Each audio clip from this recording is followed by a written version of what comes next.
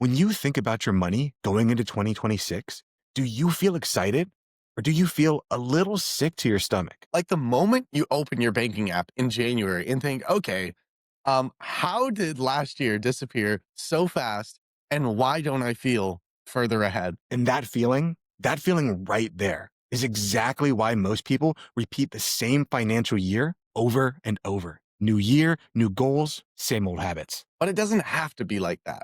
January is the one moment of the year when you can actually reset everything, your habits, your systems, your money mindset, and build a plan that gives you real momentum. Today, we're giving you the real beginning of the year checklist for your money, not the cute Instagram version, the checklist that actually moves the needle in your financial life. This is the Fi Guys. Let's get into it.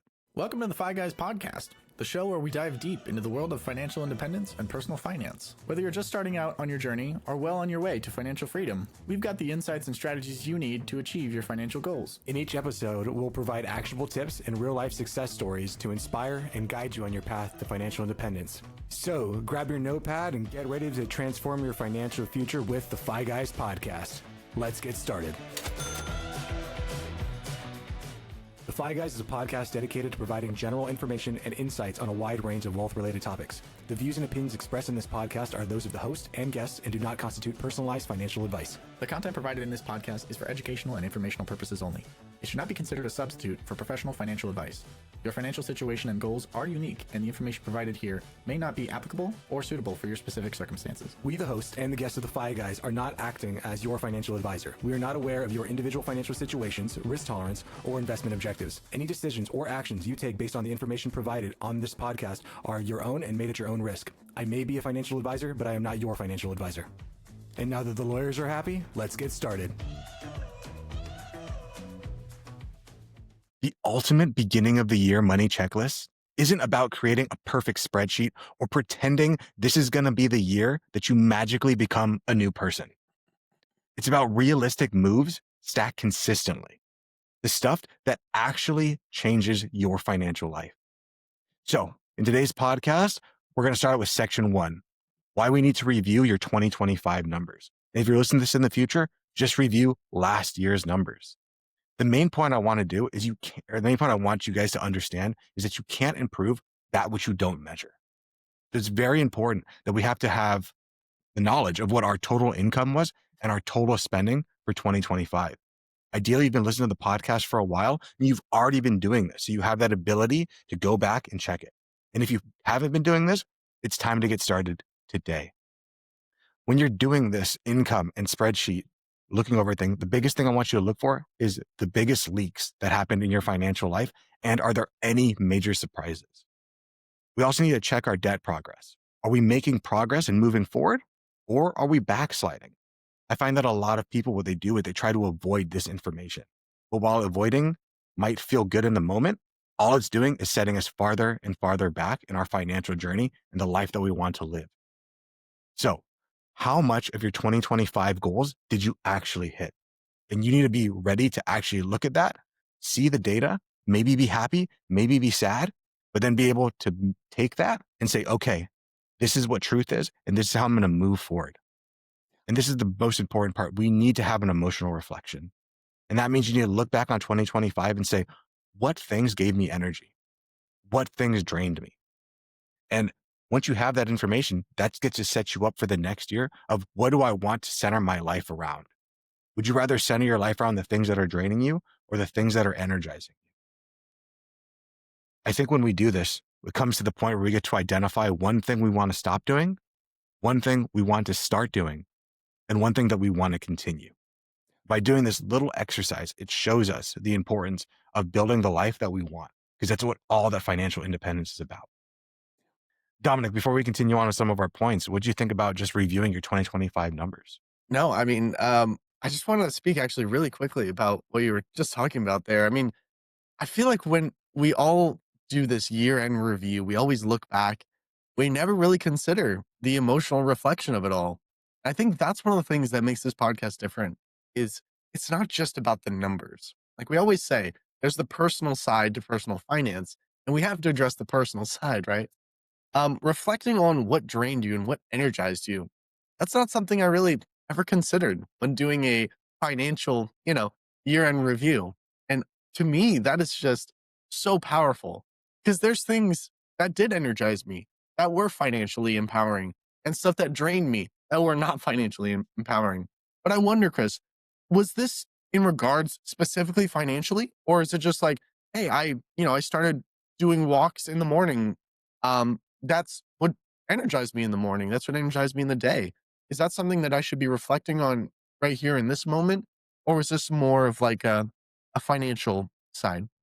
No, it depends on the individual, right? So it's going to depend on what they find. But Personal. Yep. the big thing that what I found is when people reflect on the things that gave them energy and the things that took them away from their energy, is that they'll notice that, oh, the money that I have, the great facilitator of my life, actually was not required for the things that I needed that gave me energy, or as much of it as I thought I need was not required. For most people, it's like, oh, spending time with my family, going on walks, playing with my dog. And you're like, oh, when I look back on that, that actually didn't cost a buttload of money. And then they'll look back and be like, but I spent all this time making all this money to make all these memories. And now when I look back on the memories, it's like, what did I really do? I bought a car and like I bought this and I bought that. And did that really give me energy? Or now do I have this responsibility that is taking energy from me to now care for said thing? Yeah. I mean, I think that's a great way to look at it. I think a lot of the best things in life are actually free or lower cost. Um, but yeah, I think this is a great place to start. And it's always important to know what your total income is and your total spending. Obviously, that's why it's number one. You can't really do much before that, right? That's a great place to start. So, yeah, segment one, a lot of great information and a great starting point. I think it's pretty actionable, taking a look at what you have, what you spent, and where we're going.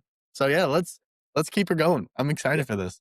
And I think the biggest thing when we look back on our past years, we just need to be able to let go of what was. Because I think a lot of people, when they look at that, they'll be ashamed. And when that sense of shame comes in, they automatically get defensive and they don't want to look at it anymore. But you can't measure what you can't improve what you don't measure. So you just need to be able to look at that. And even sometimes a mental trick I do is like, oh, that's a different person. Who did 2025 is a completely different person. So what advice would I give to that person? And take myself out of the equation rather than like, oh, I did this. Like, oh, but look at what Chris did in 2025. Like, man, he really didn't get his stuff together. Well, what can I do this year to get this done? To make that progress now? Because if you say like, man, I really effed up 2025, well, I guess I'm just a screw up and I'm just going to do it again and again and again. You never actually begin to make those changes. That's how I feel looking back on our old podcast. I'm like, who was that guy with that crazy hair? Like, why didn't I listen? Why didn't I listen to Chris when he said, cut your damn hair? It's a different person, man. It wasn't me. Oh, it's my doppelganger, I swear. Please do not go back. I'm fighting with Chris to delist all of those episodes. Um, but getting on to the next segment, or not even getting on to the next segment. I mean, this is super important, right, Chris? I mean, this is going to set us up for a great 2026. And what do you think would happen if, hey, I'm just going to skip this episode. I'm going to skip this. I'm not going to do any of this in 2026. What's the outcome if we don't do this? You just repeat the same exact patterns. There's an old Stoic philosophy that the one thing that all fools have in common is they're always getting ready to start. And if you want to delay it to this inevitable when everything is perfect, I will start to take control of my life. Most people are going to find that that when never actually happens because all the stars will never line up to be like, all right, now let's go ahead and get this done. So we need to reflect on 2025 and we need to be able to begin to start to look at what we want to do for 2026. Because before we can actually build wealth, we need to be able to tighten our base. All about the foundation that we have, that we set up. So once we've looked at 2025, we'll have the data to be able to update our monthly spending plan for 2026.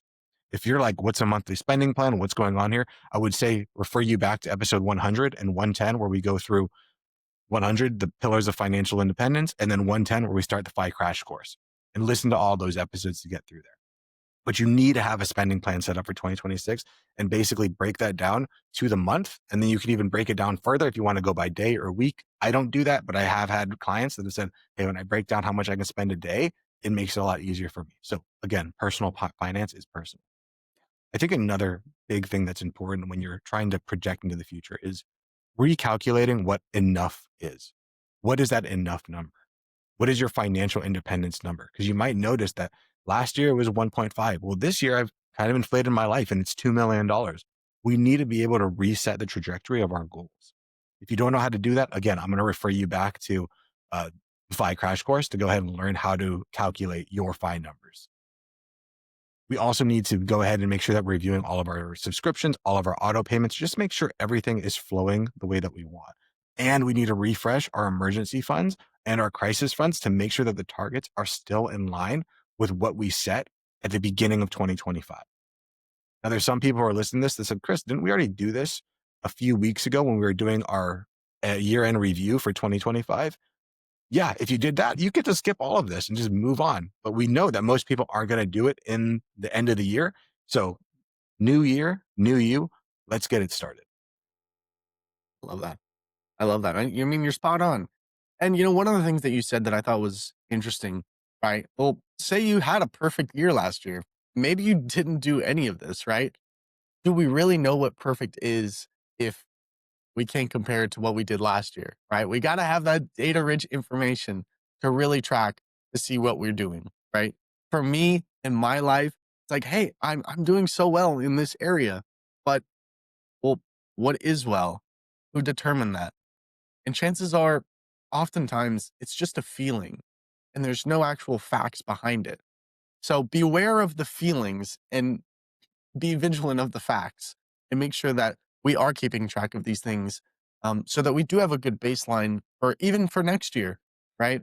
'Cause, uh, I mean, let's be honest. We love the numbers here at the Fi Guys, and we hope that you love the numbers too. But the numbers control everything. We got to get good on the numbers. So make sure to make sure. I can't wait for the action step this week. It's going to be a beast. I'm pretty sure it's just going to be like, hey, everything we just talked about, do that. Just do that. So yeah, you're gonna have a big fat action step this week. So sorry for that, but that's gonna be the homework, I'm sure. So one thing that I notice is a lot of people, they'll go through life and especially with financial independence, and they'll get tired of the journey. They'll get tired of doing this and they want it to end. But the nice thing about tracking our numbers is you can see progress. You get to actually watch the progress happening year over year, comparing yourself to your past self rather than some random person, or rather than these ephemeral feelings that you have moment to moment to moment. By being able to look back year over year over year and seeing your net worth grow, or seeing you'll be able to take control of your debt, or being able to lower your housing costs or increase your income, that is the thing that says like, all right, like I'm making progress. But if you're just looking back and saying, did I feel good? I don't remember how I felt during this time. That's when we start to be like, that's when we start to question everything. Say, I don't think I'm making any progress. I'm just being stagnant. And if we feel as human beings that we're stagnant for too long, we give up. We pivot to something else. And pivoting to something else often in life is a good thing. But when it comes to taking control of your money, to living a life on your terms, that's not something I want to be pivoting from to be more immediate right now. I couldn't agree more. The progress is probably one of the most important metrics to look for in this. Because like you said, I mean, without the progress, burnout can set in really quickly. So we always want to keep track of the progress metrics and how we're getting better or if we're getting worse so we can course correct as well. I think the next thing we need to do after we've done those few things, after we've done the measuring, after we've done a little bit of the planning, is we need to start to recalibrate what our FI strategy is. What is our strategy for our financial independence in 2026? Because the beginning of the year is the best time to course correct. If there are things wrong in you that you've identified now, once you've done that review, we can say, all right, we are on a different trajectory. And just like a plane being pointed 1 degree north or 1 degree south will completely change its trajectory if we fly over the United States. If you fly over most countries, just a little bit of headway is going to take you in completely different directions. So that means that we need to be able to look at our insurance coverages, reevaluate. Do we have the life, the health, the home, the disability coverage is going to make sure that we're good there? Do we need to clean up our financial accounts or just digitally declutter to make things simpler moving forward? Here at the Five Guys, we are all about simplicity and trying to set up a system that is able to work independent of us. We also need to review our retirement contributions. This means our 401ks, our IRAs, our SEPs, our 403bs, TSPs, or whatever it is that you have. We need to look at those and say, are these going to be meeting the goals that I want, and be able to project yourself 20, 30, 40 years into the future when you do want to retire. And that way you want to be a good ancestor to yourself and say the decisions I make today is going to impact that future version of me. We also need to be able to review and rebalance our investment portfolios. Now, if you're listening to the Fi Guys, you know the way that we typically recommend investing. And if you decide I want to do a different way, I want to have a strategy where I'm picking and choosing, that is completely fine too. Again, all systems work, but just make sure that you're reviewing those things. I think this is one of the biggest things is you do need to identify areas of lifestyle creep.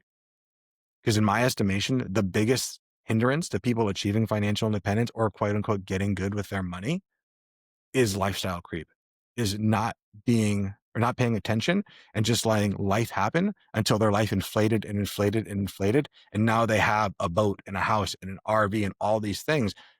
And now and able to unwind that becomes so much harder. Sometimes when you sleepwalk through life, you end up just accumulating more and more and more. And the more things that you own, the more the things that you own begin to own you. And now all of the work, all of the extra money is going to keeping the things that came into your life without you even noticing. Once we do that, that allows us to map out our quarterly financial milestones. So we can see here are the goals we're trying to get to. This is the big goal. But if we set the big goal, reach financial independence without hitting these little mile markers, we're never going to make it to that end. It's like if you're walking a big hike, right? Big 10 miler, or if you've ever done a 14ers, you'll kind of know this. You don't look at the top of the mountain. You're like, when I get there, I finally won. No, you see, when I get to the next peak, I've hit a checkpoint. The next peak, I hit a checkpoint. In 2026, for our wealth building, we need to have some themes. And the themes that I've kind of grown myself around is simplicity, building something amazing, growing, automating, and attacking debt. And when you say lifestyle creep, I want to make sure there's not like a guy in your closet, right? Where there's not like a lifestyle creep. He's just like peeking around the corner. Could you I, explain what that is real quick? I hope there's no guy in my closet. I mean, That would, it'd give you a free shot to just use that jujitsu. I mean, that'd be pretty cool. I guess. I'll just Yeah. go to jujitsu after the podcast though. And, no worry about getting stabbed, I hope. But no, True. lifestyle creep isn't some creep whose name lifestyle who just chases you around. I guess it could kind of be though, is that as we move through life, if we're not really being intentional, our lifestyle begins to what we say is our normal just increases and increases and increases. And maybe to our listener, they can think back to times where maybe they're in college or in high school and they got that first job and they got, making minimum wage and like, man, I have so much money. I don't even know what to do with all this money. It's crazy. And now you're increased substantially from where you were back then. You're like, I have more money and I don't know where it's all going. That's lifestyle creep. You have a job, you start in a one bedroom apartment, then eventually you get a better job, go to the 2-bedroom apartment. As our income grows, so do our expenses. That doesn't have to be truth. You can choose to change the situation by taking control of it. Because the only thing that matters, or the biggest thing that matters in being able to achieve financial independence, is that gap. How much money we make minus how much money we spend. If there is a zero or a negative number at the end of that, it's going to be impossible to reach financial independence without some big windfall that comes out of nowhere. And that's not something that you want to count on. No. I also wanted to ask you another quick question in regards to what the notes where you were just, saying, why is it so important for us to have independent systems rather than systems that aren't independent? Yeah. The biggest reason for that is that we have these dumb brains that are going to get in the way of everything. If you set up a system and say, hey, you ever read the book Atomic Habits, Dominic? I love I love that book. I'm gonna read it again at the start of the new year. I gotta do it. You gotta do it every year. But yes, I love that book. It's a great book. Yeah. So we don't rise to the level of our habits. We fall to the level of our systems. If you sit there and say, oh, no, don't worry, every week on Saturday, I'm going to make this automatic transfer from my checking account that came over to my investment account. Then I'm going to take my investment account. I'm going to invest it. I'm going to do all of these things. Maybe you'll do it once, maybe you'll do it twice. But once you start to make that system more and more complicated, the higher the chance that something is going to go wrong and you're going to discontinue it. Life is going to happen. Someone's going to get sick. You're going to get sick. You're going to get injured, whatever. And at that point, you're going to look back and be like, man, I wish I just had a system that got all of this stuff done for me. So that is the modern miracle that we live in today. That is the thing that I think sets us apart from everyone else when it comes to being able to achieve financial independence. Yes, previous generations had it so much easier in so many ways. Things were cheaper. Their they kind of their money actually kept up with inflation. It wasn't outpacing it by like times two. All of these things are true, and they had to automate. They could not automate things like we can automate things. We can get our 10,000-year-old dumb brain out of the way and just let systems take care of themselves and allow our money to flow so that we can focus on the more important things. Because even as someone who loves finance, has a finance podcast, all these things, I don't want to be thinking about this all the time. And I think that's one of the key points too, is like you love finance, you're in finance, you're trying to get out of the way of yourself. And you know all the rules, the tips, tricks, the hacks, and everything about that. So if Chris is getting out of his own way, guys, for the rest of us, we definitely should be getting out of our own way because finance is fun. It's fun if you love it, right? But there's way better things in life than to be focusing on finance 24/7, right? Go spend time with your significant other. You got some animals, love them. If you have kids, see them, do those things, right? So make sure to actually live life and, let's get through this as quickly and efficiently as possible. But there is other things better in life than focusing on finance. And I'll tell a personal story about that. Mhm. I thought the reason that I'm so big on this automation is because I've made all the exact same mistakes, and I'm trying to avoid our listeners from making the same mistakes that I have. There was a time where I once did everything manually. My check would come in, I would take so much money, go to my investment account, then I would buy whatever stock I wanted. But over time, what ends up happening is like, okay, I get consistent with this and I can will myself to do it over and over and over again. But then at some point, something happens, or at some point, the market starts to react a little bit differently. Now we get to that investment part where it's like, all right, I have to invest this money. The market looks a little oversaturated. Maybe I shouldn't do this right now. I'll just wait for the next time. Then eventually your cash cushion starts growing and growing and growing because your dumbass brain is getting in the way saying the market's overvalued, the market's overvalued, the market's overvalued. And then 10, 7 years later, you're still sitting there in cash being like, man, the market really went up a lot and I didn't do anything with it because I was waiting for the perfect moment rather than just letting my systems take care of me. Yeah. I think thank you for adding that great story. And it's true. It's true. Sometimes we got to get out of our own way. So, segment 4, tax planning in the new year. I want us to begin to start to avoid the April surprise by planning for our taxes in January. Because I guarantee you, there's only two things guaranteed in life, and that's death and taxes. So we all know that taxes are coming. It's kind of like the end of the new year, right? Where Christmas comes. Everyone's like, oh no, I have all these expenses. Who would have known this is coming? It's the exact same thing for April 15th. Oh no, I have to file my taxes. Who would have known this is coming? It's coming. So let's just start to prepare for it now so we can adjust our withholdings if 2025 taxes were off. If we're looking at projecting our taxes, or if we look at our last tax return and say, oh man, I owed like $6,000. Did I make a change this year?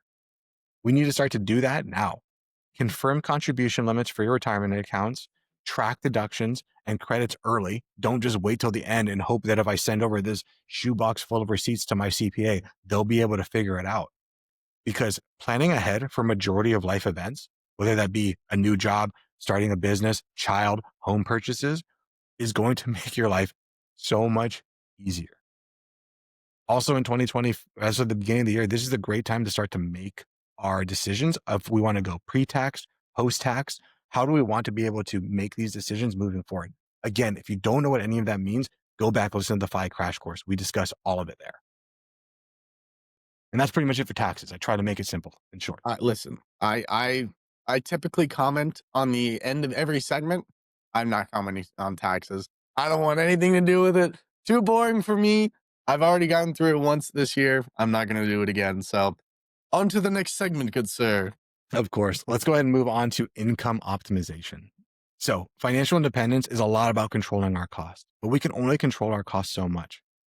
Financial independence is also about accelerating and growing our income. So that means here in the beginning of the new year, we get to reevaluate our career growth and opportunities. Say, is this the place I want to be? Should I make a pivot? Should I change in some way, shape, or form? Just because you come to the decision that, hey, maybe this is not the right path for me, that doesn't mean that you need to implode your life. But it does allow you to start making the decisions to get you to where you want to go. We need to be able to consider side projects, consulting, or can we upgrade our skills to get where we want to go down the line?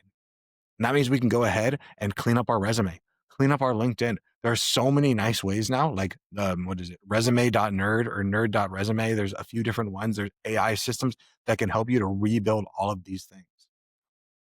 Ideally, at the end of last year, where you got a Christmas bonus or something, this is the time at the beginning of the year to negotiate income. Ideally, you did it already in Q4 of 2025, because in Q1, usually the budget's set for most businesses. But if you are negotiating your income, that means that you can look for raises, look for new clients, look for new contracts. We know here in January, most of the people have put off everything through the holiday season. There's a thing in finance that like November 15th, it's done. Like no one wants to talk to you till January 6th.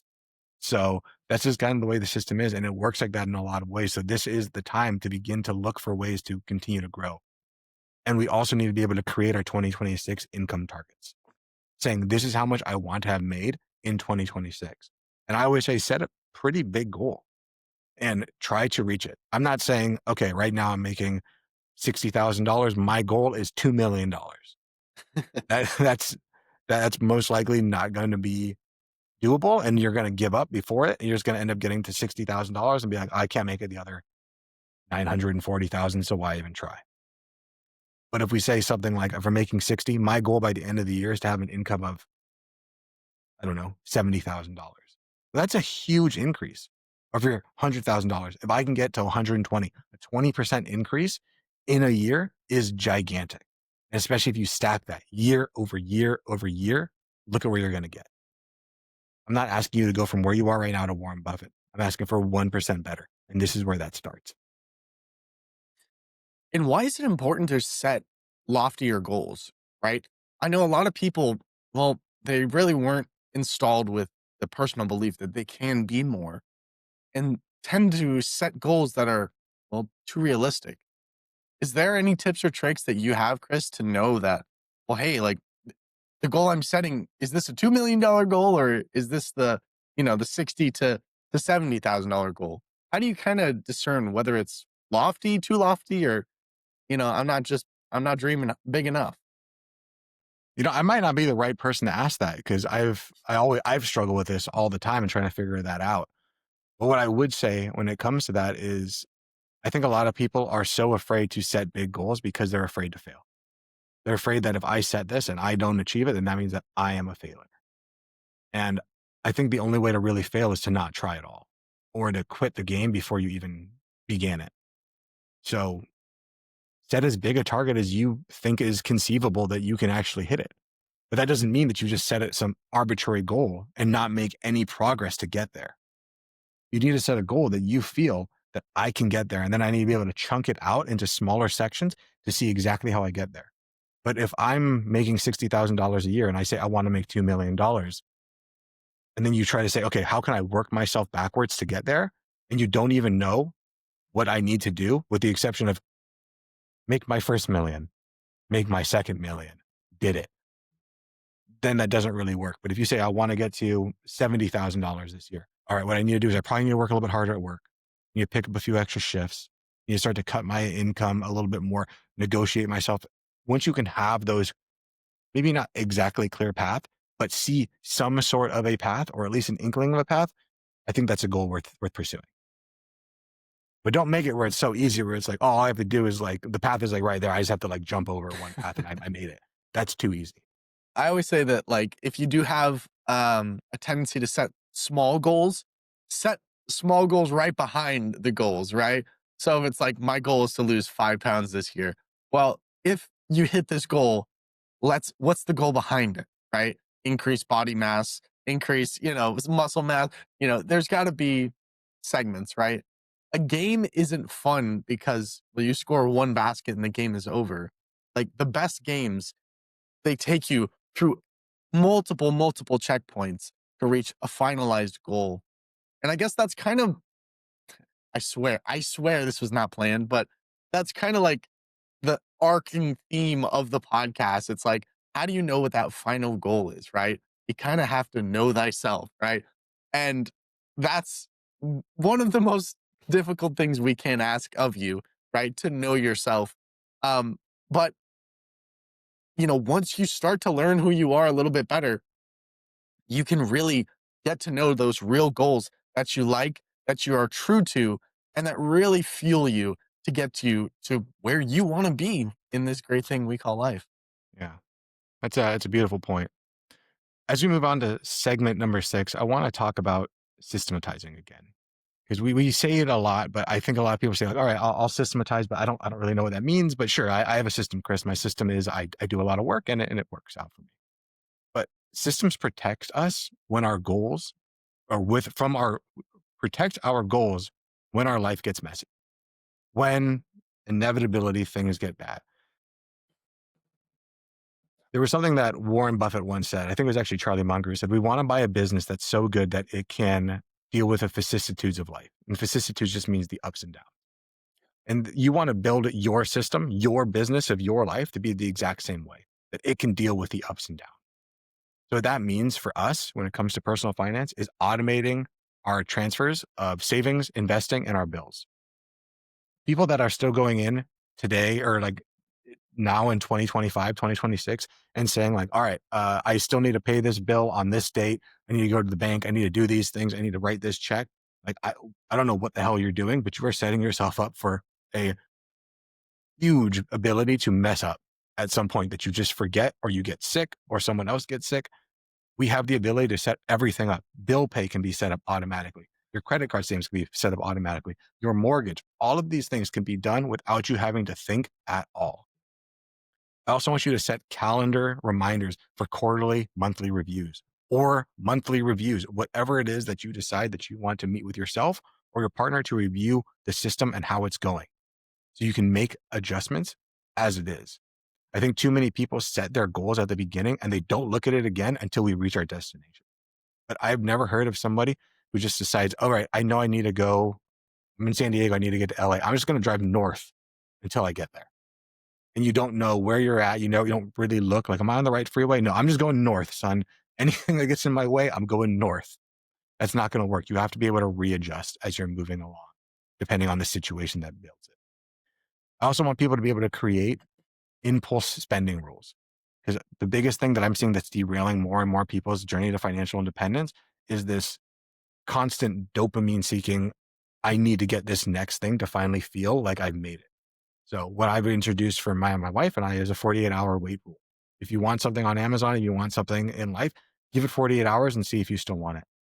We also have spending caps. And yeah, it sucks that this is the way that life works. But there are times where you have to say like, okay, that's too much money. We can't spend that right now. And we also have a wish list system of these are the things that we want in the future, but we can't afford them right now because we don't have the money to. And I think it's also important that as we are at the beginning of the year, that we begin to set in weeks and times now for the entirety of the year that we get to take a break. We get to take a rest. We're going to do our vacation. We're going to take a few days off of life just to be with what is. And we try to set that at the beginning of the year, saying like, all right, here it is in June, here it is in September or whatever, where we're just going to take a week for me and my wife to be together, to go travel, to do whatever. And we try to set that up at the beginning rather than saying at the end, we'll set it up. We'll set up time for each other. Because if there's one thing that we know, time will get filled up. Money will go away if you don't have a system, if you don't have a plan for it. You know, there's so many great, great things in there. And I really hope you guys use those things like the 48-hour rule. If you're kind of a shopaholic, that's a great rule to have, right? Spending caps, got to have those. The wish list system, wonderful stuff. The rest, the reset week, so important. So important. But I just want to like double emphasize the importance of every week, every month, every quarter, right? Checking in on these goals that you have. Cause I know we've all been, I'm not on my high horse, right? We've all done that where it's like, I have a goal on January 1st. Well, guess what? December 31st, I'm looking at that goal. I didn't check it at all. Um, and obviously you didn't get it. Let's be honest. Obviously you didn't get it, right? You get somewhere with careful planning, changing the plan along the way incrementally, hopefully, not complete overhaul. Um, and adjusting, right? Because I mean, Chris, you've done a lot of plans. You know, you're a genius in my eyes. Sure. Have you ever have you ever had a plan where you didn't have to adjust it? I assume no. No. There's no the perfect plan. General Patton always said this. He's like, the perfect plan only exists in the planning phase, right? So you need to adjust it. I would say it's almost equal. I would say it's equally or more important to keep re-upping the plan, and as you're going along, as things are developing, continue to shift. A buddy of mine, Thomas, who he's going to be in my win of the week this week, but he always says never quit, just pivot, right? So sometimes, the plan, the goal is this. Well, man, I can't do it now. XYZ. Say my goal is to lose 20 pounds this year. Man, I broke my ankle. Man, I can't do it. Let's just pivot. Let's pivot. What can we do? Right. So it's all about being flexible, being like water. Right. I just wanted to hammer home the importance of always keeping check and always coming back to these things and paying attention to them. Because if we just set say one thing in January and then in December we just accept whatever we said in January, well, that's not really a goal. You're just saying words with no action behind it. And I feel that's what most people do, unfortunately, when it comes to New Year's resolutions and all that stuff. And that's why I'm not very the biggest person on New Year's resolutions. I say just get started when you're started.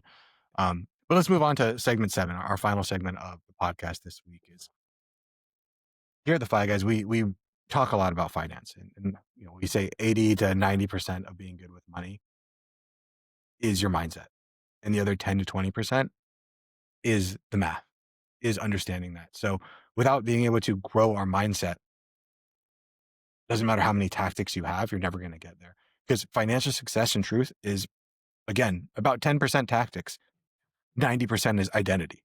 90% is your ability to follow through, your ability to do what you say and say what you do.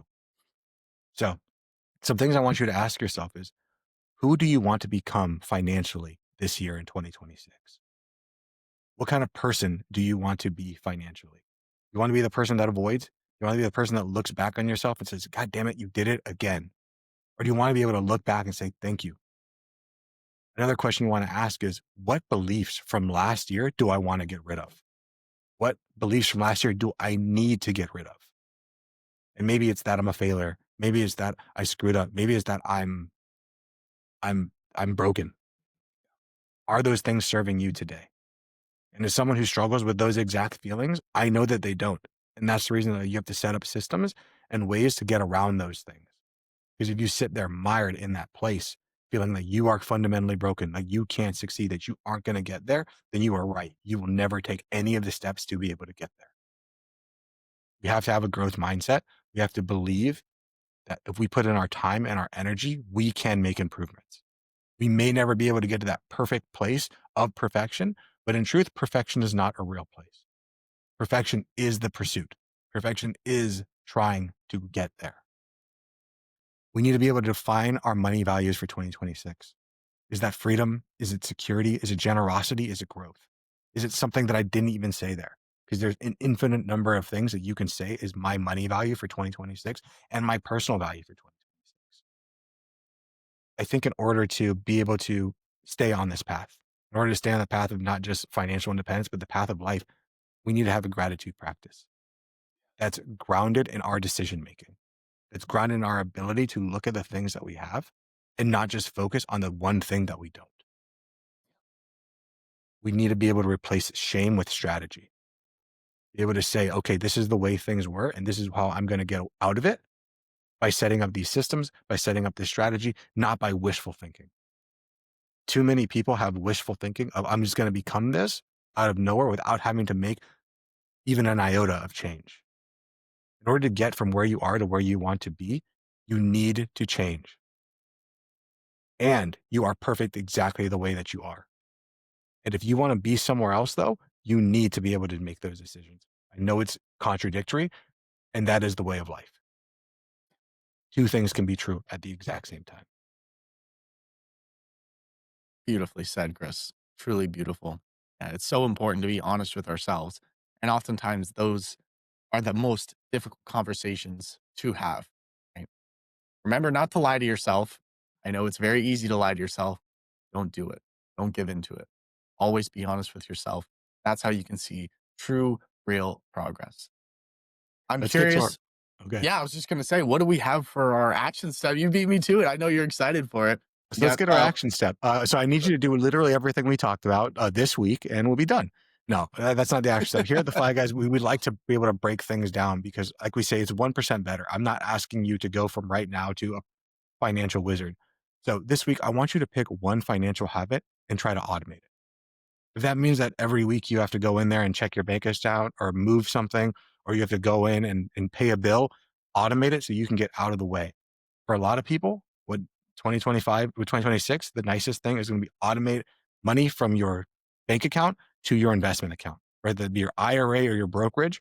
And then next week, maybe you can set it to be, instead of the money just going into the account, automatically going into some sort of investment. Because just because the money's in the account, it does not mean that it's invested. Action item number 2, if you don't want it, if you've already automated everything because you're ahead of the game, I want you to create one written goal for January that you will be able to hit in the next 30 days. So instead of setting out a trajectory of this is where I want to be at the end of 2026, you can set that too, but say, in order to get there, this is what I need to do by January 30th. This would be the first step on the path. I want people to remember in 2026 doesn't have to be chaotic. Start the year with intention and you'll be shocked how quickly momentum builds. And if you want clarity, confidence in a simple step to financial independence, make sure you hit subscribe. Make sure you add a comment down below and share the episode. And Dominic, what else do we always ask people to do? we always ask that, I mean, like you said, share the podcast with a friend, with an enemy, with a loved one. Better yet, what better gift than the gift of five? Honestly, I don't know. I think that's probably the gift that keeps on giving. Um, better. It's much better than socks and underwear. Anyway, um, as you can tell, I get a lot of socks and underwear for my holiday season. But that being said, like Chris said, make sure to like, subscribe. Always try your best, be honest with yourself, and really, really take what we are teaching. Take what we were teaching. I hope I'm not going to butcher it. But remember, guys, that entertainment without action is just education. And You with did that that, being, you did that completely backwards. did I? What? Yeah. What did I say? You said entertainment without education is just education. It's education Ah, without run the action is tape back. just Run the tape. entertainment. Impossible. There's no way. Entertainment without action. Nope. God dang it. Chris, what do we got? What? Education without action is just entertainment. Gosh dang it. I'll be seeing you in the new year then. I'm going to be hidden on the next episode in the shadows. Well, that sounds about right. Well, I hope you guys have an amazing rest of your holiday. We will see you guys back here on Friday's episode for the Five Guys. I'm Dom. I almost said I'm Chris. He's Dom. Good Lord. I'm Chris. He's Dom. One of the two. We'll see Let's you get guys in out the of next here. one. Bye, guys. Later. This video podcast is sponsored by Monzon Wealth. The content in this podcast is for informational purposes only and should not be considered financial advice. We do not endorse specific products or services. Past performance does not guarantee future results. The opinions expressed are those of the hosts and guests, not the podcast sponsor. It is crucial to consult with a qualified financial advisor or professional who can provide advice tailored to your specific needs before making any financial decisions, investments, or taking any other actions. If you are seeking specified help, you can reach out to Chris at monzonwealth.com.